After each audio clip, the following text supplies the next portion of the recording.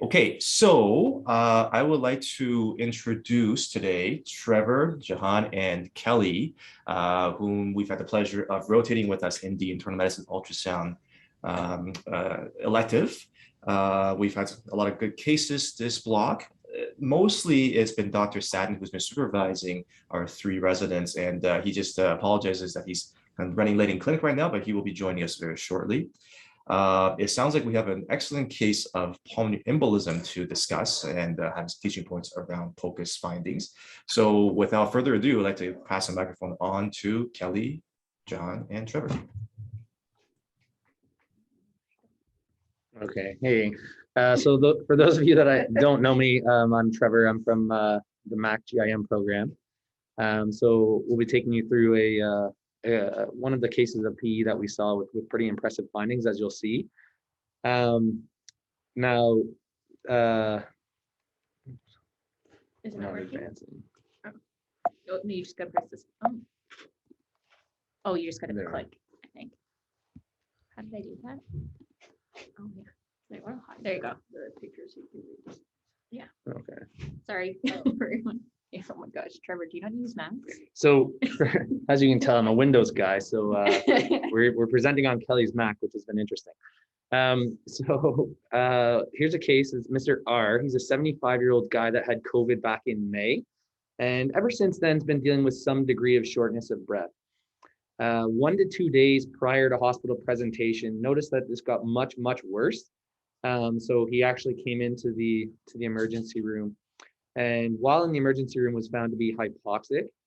Now, as far as 75-year-old gentlemen go, past medical history pretty short. So only hypertension, polio at age 6. So then for his medications, he's on a number of antihypertensives.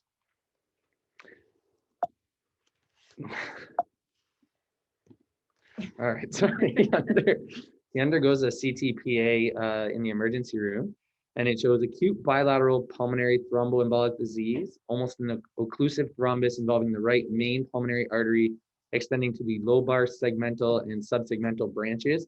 And the report actually mentioned that they did have some trouble like fully measuring it, but it exceeded at least 11 centimeters in length. There was associated severe right heart strain with contrast reflux into the hepatic veins and leftward bowing of the interventricular and interatrial septum that was also seen on the CT. And then they mentioned a right atrial appendage filling defect suggestive of a large thrombus. In keeping with that, there was diffuse mosaic attenuation of the lung parenchyma secondary to the occlusive vascular disease. All right, good. So I included 2 clips here from the CT, and there's a very subtle clot here that you can see, kind of in the middle. So, you know, for those of us that aren't really aware of or read our own CTPAs, can you see my cursor? It's right here.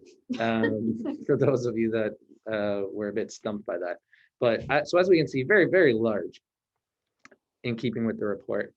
So this is day 2 of the block. My prior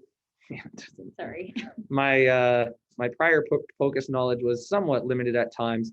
So luckily I had Dr. Satin with me, because when we threw the probe on initially for the parasternal long, we got this, and I'm like, oh my God, what are we looking at? And Dr. Satin's like, that's the RVOT. I'm like, oh wow. So as you can see, trying to get it to loop, but maybe just right click on that, Trevor, and click on loop again, see if that works. All right, perfect.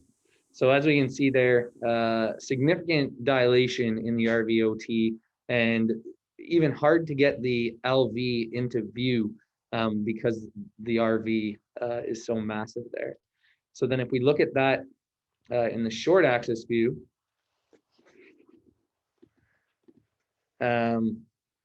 again, you can get a true appreciation for just the size of the RV and the impact that it's having on the LV and the LV cavity.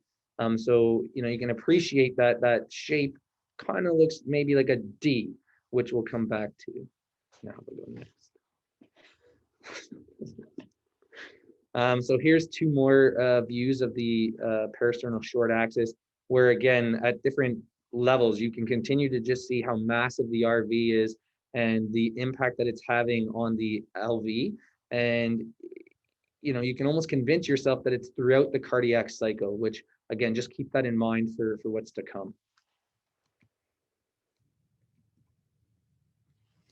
So we threw some color over the valves, and I think we can appreciate here that they don't look that bad. There's not any significant AR or MR to really speak of. And we have the valves in, you know, relatively good view, which again, just keep that in mind.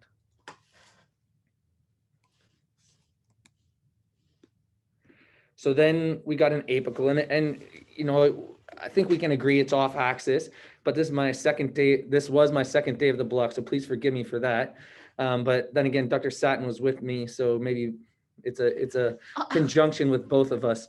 But again, we can see that the apex is almost taken over by the RV.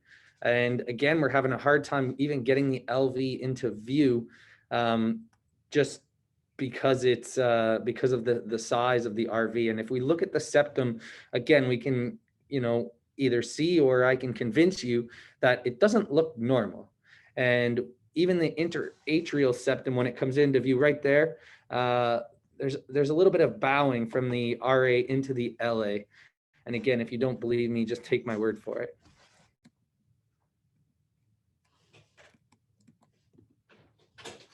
Okay. So then here's a view where we're looking at the tricuspid valve. And again, looks like a little shimmer of TR there. So when we put the continuous wave Doppler on it, you can see from the values there, the gradients and the velocities across the valve are huge. So the TRV max being 396 there, with the normal kind of being less than 280, and the gradient being kind of 63, and you know, with an RAP kind of estimation of about 15, you know, we can get our RVSP kind of, you know, greater than 75. So again, values that suggest a lot of pressure going on the right side of the heart there. I was going to try. So if we return to the kind of case, so while Dr. Satin and I are finishing scanning him, he develops some hypotension and his LOC begins to worsen. So he ends up going to the ICU. He was already on anticoagulation, but given the significant RV dilation, developed bradycardia, hypotension, he ended up being given TPA, milrinone by NEBS, an epi infusion, Lasix, and bicarb. Continued on this and continued to have escalated pressor needs despite the TPA and everything else he was getting. So then all of a sudden, on epi, vaso, levo within the first 24 hours, 100% FiO2, and really minimal improvement after the TPA. As a result of this, he's seen by IR. He goes for an attempted catheter-guided removal of some small clots, and they completed a loading dose of TPA at the clot site. And because they had such difficulty removing any of the clots, they actually left an infusion catheter in, which personally I'd never seen before. And they actually had him on a TPA infusion, which actually went on for a number of days. So after a few days, not surprisingly, he develops hemoptysis/hematemesis and epistaxis. So they stopped the TPA infusion and continued ongoing supportive care thereafter. And we'll come back to him in just a minute. I'll pass off to Jahaan. Thanks, Trevor. For those of you who don't know me, my name's Jahaan. I'm one of the R2s and internal med here at Western. So I'm going to chat about some of the POCUS findings for pulmonary embolism. So just starting off from a lung perspective, in PE, often the lungs are fairly unremarkable on POCUS, with usually a predominantly A-line pattern, unless there's, you know, underlying associated pathology from other causes. So from a POCUS perspective, other adjuncts that might be useful include lower extremity DVT scans. And so we've provided a link to that on the Western Sona website for those of you who are interested in learning a bit more. But for the purposes of our talk, we'll focus predominantly on the cardiac findings from POCUS in the context of PE.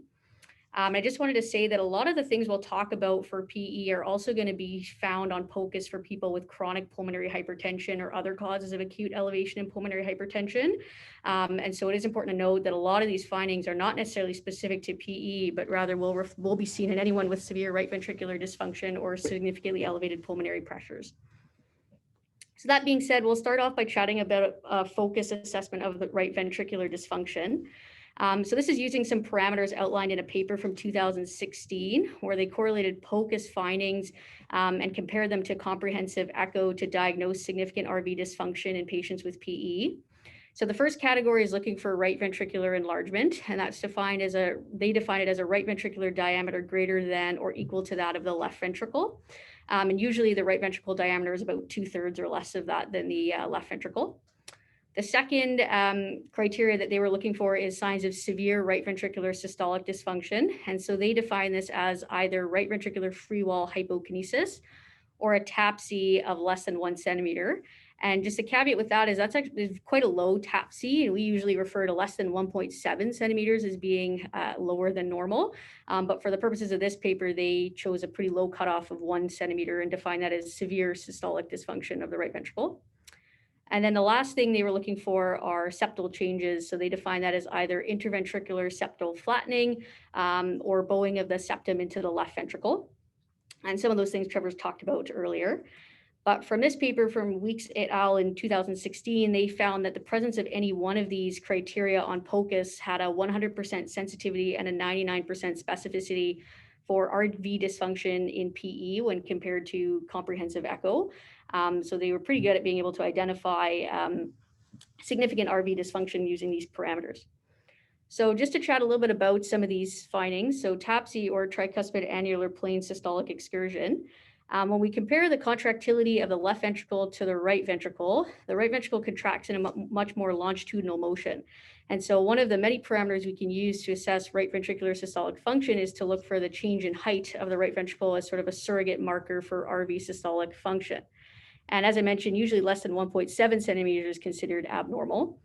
It's a fairly sensitive but not specific finding of right ventricular dysfunction. And again, not specific to PE, but again, pretty much any pathology affecting right ventricle or elevated right-sided pressures, this is something you might see. How it's obtained, you start off in an apical 4-chamber view as shown on the image on the left, and focusing on this lateral right ventricular free wall, particularly over the lateral tricuspid annulus. And once that's lined up, you throw M mode on and align the Doppler over the lateral tricuspid annulus, and are essentially looking at the height difference in terms of the peak and trough to determine what the TAPC is. And in this picture over here, it was low at 1.13 centimeters. If you want more information on RV systolic assessment, I'll just refer you to the video done by Alvey and Kirk last block. It does go into a bit more detail on right ventricular dysfunction and a few more of those parameters that we won't repeat for the time being, because again, they're not specific to PE, and a lot of those will just correlate with many pathologies affecting the right side of the heart as well as elevated pulmonary pressures. As Trevor mentioned, something called the D sign. So essentially this refers to when we look at the apical short axis view, the left ventricle will appear a bit D-shaped. This is in contrast to a normal left ventricle in short axis that it does usually appear quite round. And essentially this indicates some form of right ventricular overload, either pressure or volume or both. And that's primarily distinguished on the phase of the cardiac cycle when we see the flattening. So primarily we see this occurring during systole. That's more indicative of right ventricular pressure overload. Whereas if we primarily see this during diastole, that's more indicative of right ventricular volume overload. So this first image over here, essentially we see this is the right ventricle on the top and left ventricle on the bottom. Obviously a large size difference is very apparent, but as the left ventricle is contracting, you see quite a bit of flattening and really get a pretty pronounced D shape, primarily during systole when the left ventricle is contracting, indicative of a pressure overload problem. Whereas in contrast on this image, there's a little bit of flattening throughout throughout both phases, but predominantly as the left ventricle is attempting to expand, there's a little bit of flattening that you can start to see here. Often you'll see both phenomena sort of overlapping, where there's a component of both pressure and volume, but those are sort of strictly speaking how you'd kind of distinguish the two. McConnell's sign is a pretty famous sign for people often refer to with PE on POCUS. Essentially, this is referring to the presence of right ventricular free wall akinesis that's sparing the apex. So the apex does have preserved contractility. It's a specific but not sensitive sign, but does have a very high positive likelihood ratio. In one study, it was about 7. So if you do have a high pretest probability for PE and you see this, it does really go to support the diagnosis. But again, it's not something that's specific only to PE. So in patients with right ventricular infarct and some patients with chronic pulmonary hypertension, this has also been identified. So it really does have to be interpreted in the clinical context and sort of guiding your pretest probability accordingly. Right heart thrombus or a clot in transit is another finding that we might see in PE. It's seen in up to 4% of cases where you see some sort of thrombus affecting the right side of the heart, or in some cases directly transiting from the right atrium through the right ventricle or out into the pulmonary system. Usually it's associated with a higher mortality. So this is a case from a different patient that we scanned during the block, where you do see this mobile thrombus in the right atrium on the right side of the heart, and a patient who is presenting with similar PE symptoms. So again, does increase your pretest probability if you do see something like this, although it's a lot less common to observe. The 60-60 sign is another sign that we often will discuss in the context of PE. Essentially is referring to a pulmonary acceleration time of less than or equal to 60 milliseconds, as well as a tricuspid regurgitation jet gradient of less than or equal to 60 millimeters of mercury. By definitions, it does have to be for the tricuspid gradient. It does have to be greater than 30 millimeters of mercury to indicate there's at least some degree of elevated pulmonary pressures. But the idea is that if this sign is met, it's more indicative of acute elevated right ventricular afterload.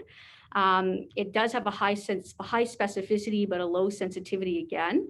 And so essentially for calculating the TR gradient, you'll find an apical 4-chamber view and put continuous wave Doppler through the tricuspid regurgitation to assess that pressure.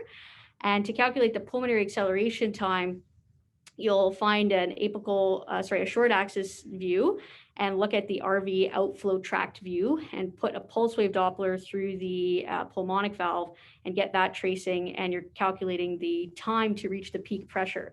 Essentially, the idea being the greater the pulmonary pressures are, the shorter the time to reach that peak pressure due to the higher pressure gradient that the heart is contracting against. And so here we have a couple images of how that's done. So here on the left, that's calculating the tricuspid regurg max gradient. So once you have the continuous wave Doppler and you get your waveform, you're calculating that peak. And in this case here, it was 41. And then on this image over here on the right, we're looking at the pulmonary acceleration time. So once we have our pulse wave Doppler and we get the tracing, we'll measure the time it takes to reach that peak. And as I said, the earlier that peak is reached, the higher, that's indicative of higher pulmonary pressures. And so this sign is defined if both of them are less than 60, then that's said that the 60-60 sign is met. Great. I'll pass over to Kelly. Hi, everyone. I'm Kelly. I'm one of the... Actually, can I, sorry, Kelly, can I go back to the previous image? There's another potential sign there of acutely elevated pulmonary pressures. And that's again, notching. Yeah, actually, it doesn't fully show it here, but on your pulmonary tracing on the right-hand side, this is the systolic portion. And then right in the middle of systole, you have a little notch, right? So having a notch in the systolic portion of the pulmonary pressure is suggestive of elevated pulmonary pressures. And then there's a study that looked at whether if that notching occurs early on in systole, so less than halfway through systole, that is suggestive of acutely elevated pressures, which would essentially suggest pulmonary embolism. Some of them are more advanced sign, but it is something that we sometimes look at.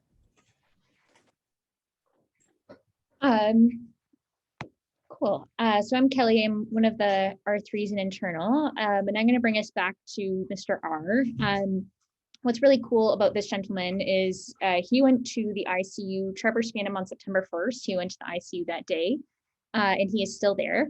and has had numerous scans done. So it's kind of interesting to look back through his course in the unit and throughout his stay in hospital. So, oh, you know, I'm going to put these on loop. There we go. So this scan was done just a few hours after Trevor had scanned him. It was limited as he was receiving central line during the scan and also was undergoing thrombolysis. At this point in time, though, I believe he was under on peripheral pressors on levofed of 10 and dobutamine of 2.5. But you can still really appreciate how abnormal this RV is on both your peristernal long and short. It's just massively dilated. And here on our peristernal short, you can see that flattening of your intraventricular septum throughout the cardiac cycle, which is indicative of both your pressure and volume overload. More kind of indicative of the pressure overload, but he had received at this point in time about 8 liters of IV fluids because he had been hypotensive overnight. And so that's again indicative of some element of volume overload as well.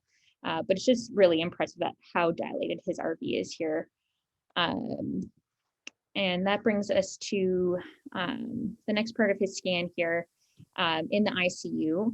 So we can see our apical 4, not again of the best quality, but he was undergoing a line insertion. But again, RV severely dilated, taking up like most of our apex here. Severely reduced RV function with evidence of pulmonary hypertension. And then we can see here, this is actually mislabeled, but this is our TR pressure gradient max at 56.66 millimeters of mercury. And they estimated his RVSP at 71 here. What's cool is that this TR gradient is in keeping with that part of that 60-60 sign that Jahaan had discussed earlier. They didn't do any pulmonary acceleration times on this scan because it was a limited scan. And they also were able to capture some moderate TR here. Unfortunately, because it was a limited scan and they didn't have great visualization of the tricuspid valve, they weren't able to capture TAPC. And you can see here, there's no obvious McConnell sign. But we did have some other obvious signs of PE here on these scans. At this point in time, they recommended, based off this POCUS, to continue with thrombolysis, to start inhaled milrinone, and to switch from levofed to epi for both blood pressure support and for chronotropy and ionotropy. So kind of as a summary, based off of that paper Jahaan had discussed earlier from Weeks et al. In 2016, we definitely meet 2 of those criteria, which makes sense. We have that RV enlargement, where our RV is greater than or equal to certainly of our LV, and we have those septal changes, but we didn't have TAPC or McConnell's. And so then that brings us to ICU day 2. So at this point in time, Mr. R had received full dose thrombolysis the day before. He was on inhaled nitric, was still on levofed at 7, had been started on vasopressin at 2.4, had been started on epi, so it was on 3 vasopressors.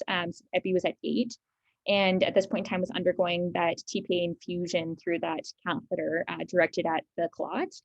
Again, his LV function appears pretty well preserved. They said 50 to 70% here, but still ongoing massive RV dilation with severely reduced RV function, and still that flattening throughout the cardiac cycle, again, indicative of both pressure and volume overload.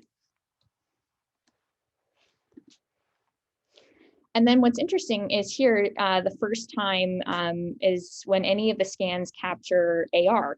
And so initially we were thinking, oh, that's odd that he would have just developed AR. Looking back at the scans, likely just wasn't on plane to capture his AR. But that was a new finding captured on this second ICU scan. And then here we have our apical views from that day 2 ICU scan. And they actually did do, as you can see here, some pulmonary acceleration times, which they found to be 94. And I didn't put a picture up of this, but they had some systolic flow reversal in hepatic vein. So still not meeting criteria on the scan of the 60-60 sign that Jahaan had spoken about earlier. But again, that apical 4, we can really see massive RV. It's not kind of in the correct axis, but large RV taking up a lot of our apex. And so at this time, they continue to recommend diuresis or ultrafiltration to aid in the overload and RV dysfunction. Recommended continuation of inhaled nitric, RV support through the use of inotropes, and a comprehensive echo to work up that AR that was seen here. And so then that brings us to his comprehensive echo, which he had on day 6. Very similar. They actually felt that it was a limited scan. They found it technically difficult. He had no subcostals, which he also didn't have on POCUS. But again, LV was pretty normal size and function, preserved EF. They found some left ventricular hypertrophy. Again, flattening of the ventricular septum throughout the cardiac cycle, still indicative of right ventricular pressure and volume overload. Still severe RV dilation with moderate to severe reduction RV systolic function. Moderate to severe TR with an RVSP estimated at 65 to 70 millimeters of mercury. They found the AR, which had been reported as severe on the last POCUS, to be moderate. They didn't see or remark on any McConnell's or RV free wall hypokinesis. Interestingly, TAPSE here was 1.9, so within normal limits. Certainly didn't meet that paper's criteria of less than 1, or even the classic less than 1.7 centimeters. And so they must have used other markers of RV function during the study. They actually didn't really remark on in the echo report what they were looking at when they were looking at the RV systolic function. And then the TR peak gradient on the comprehensive echo was not indicative of elevated RV afterload at 61.4 millimeters of mercury. And so then that brings us to his last ICU scan. So on day 7, so just one day after his comprehensive echo was done. And I won't go too far into this scan, but basically at this point, he's being lysed. He's had catheter-directed pulmonary angiogram confirming extensive thrombosis, failed attempt at catheter-guided removal and completed loading dose of TPA. He had been weaned off most of the pressors at this point in time, was just on levofed 3. And his fluid balance was -8 liters. So really had a lot of that volume taken off that he had been initially given when he first presented. Again, EF was normal. Kind of an interesting point here. I just wanted to touch on VTI. So you see VTI of 10.76, and you think, oh, wow, that's really bad. And certainly he was in shock. He was still on pressors, but this is in the context of him having AR. So his VTI is uninterpretable. And if you want to learn more about the VTI, Dr. Satin and Dr. Burhani have a great video here, Pearls and Pitfalls of VTI, which we've linked. And besides that, we can still appreciate on this short axis ongoing severe RV dilation and reduction in some function there. So they didn't really change their plan at this point in time, just continue to target neutral to negative balance. And so that brings us to Mr. R at current day. He is now on day 26 of his ICU stay. As per their notes yesterday, he had ongoing dyspnea on exertion, although minimal O2 requirements, still desatting a fair amount with some exertion. Has been weaned off all vasopressors, but is still on midodrine 5 TID, which I think that they're trying to wean at this point in time. Trevor had mentioned earlier that he had some epistaxis and GI bleeding. He actually ended up having a massive GI bleed, underwent 2 EGDs, but is stable from that perspective, and is awaiting a medicine and Parkwood rehab bed. So that kind of brings us to the end of his case. Really, it's kind of just a really interesting case with some, great POCUS images, and great that we could kind of track the change in his POCUS throughout his clinical course. We were kind of hoping that he would be transferred back to medicine by the time we were doing this presentation, so we could do another final scan, but that did not happen. But yeah, so really just kind of great to gain a better understanding of, what your RV looks like when you have a PE of this size, and some potential other findings that you can have on POCUS with PE. So I don't know if there's any questions. I guess I'll just start with a comment and open the floor up for questions. That was a great case, guys.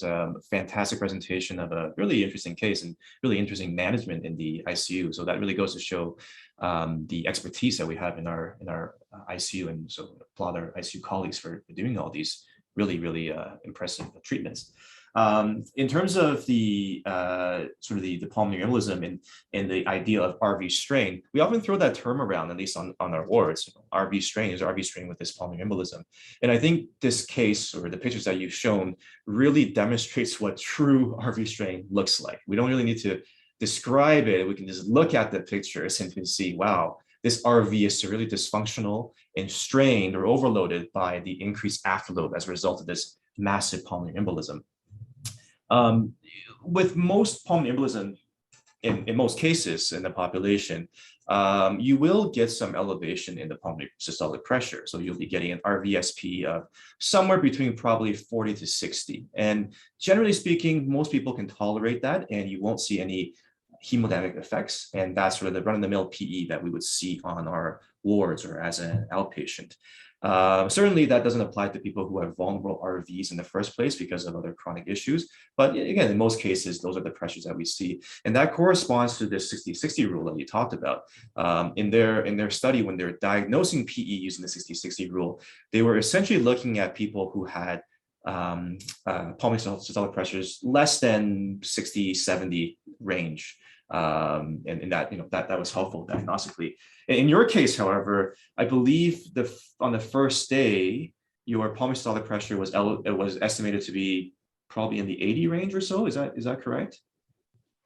Yeah, I think once I calculated an RVSP with that, it was around like high 70s, low 80s, I believe. Yeah, and most of the time it's probably going to be a little underestimated as well. So this is certainly an outlier and a sort of extreme case that raised the question for RV strain, and of course, we see all of these signs of it. So that just a quick note to say that we will always see some degree of minor RV strain for most run-of-the-mill PEs. The troponin might be a little elevated. There might be some subtle ECG changes, or the radiologist might comment on some RV changes on the CT, which is non-specific.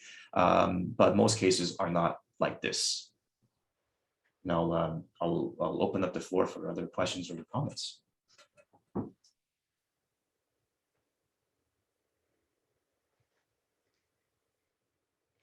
Well, Sorry, I came late to the case, everybody. I was in pre-admit, but I'll watch the full thing afterwards. Kelly, you mentioned at the end that LVOT VTI of 10 could not be interpreted in the setting of aortic regurgitation. Would you expect that the aortic regurgitation, though, leads to over or underestimation? I think typically you would expect it to lead to over. What's interesting though is, so on both of the ICU fellows scans, they had remarked on the VTI being uninterpretable, and we were like saying, oh, is it because it's not great tracing, although we thought this one looked pretty good, or is it the AR? And we weren't sure exactly why they were calling it completely uninterpretable. We thought it being, we were obviously expecting it to be abnormal, given that he was, on massive amounts of vasopressors and was evidently in shock. But yeah, we would like to get your interpretation of why they were saying it was uninterpretable in this case. Well, in this case, it looks like it's not in the LVOT. Okay. So that would be my rationale for why it's not interpretable.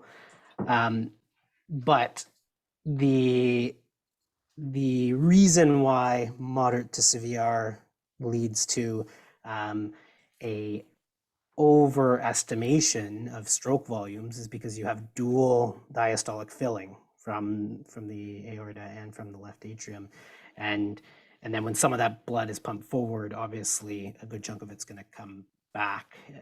So usually you'd be more concerned, if it's low, that should truly still represent a low stroke volume.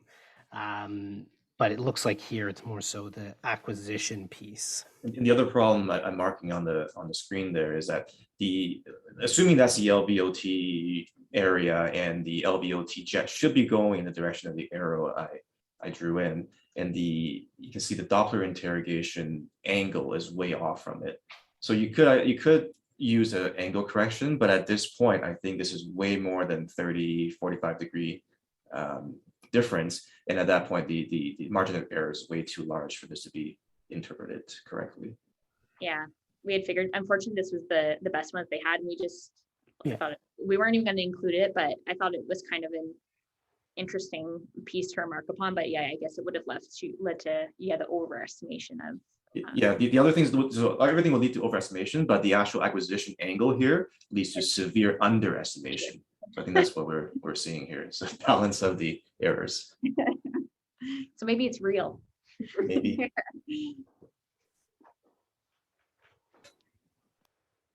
Were you going to say something, Trevor? No, I was just gonna comment on what Dr. Yu had said, where this was quite an outlier case, because so there are a number of other PEs that obviously were admitted through the emergency room within the last month.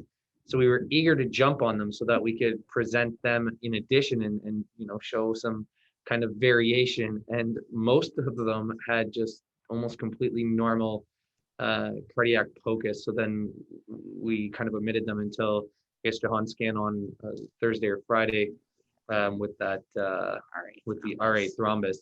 But yeah, just like kind of a comment that it was quite rare to get kind of such a great case from the get-go. Yeah.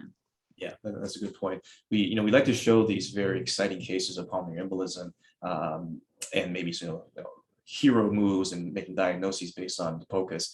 But in reality, most of the time, our pulmonary embolism is still diagnosed traditionally through CT or VQ scan, and our echoes are often fairly normal or non-specific to call it a PE.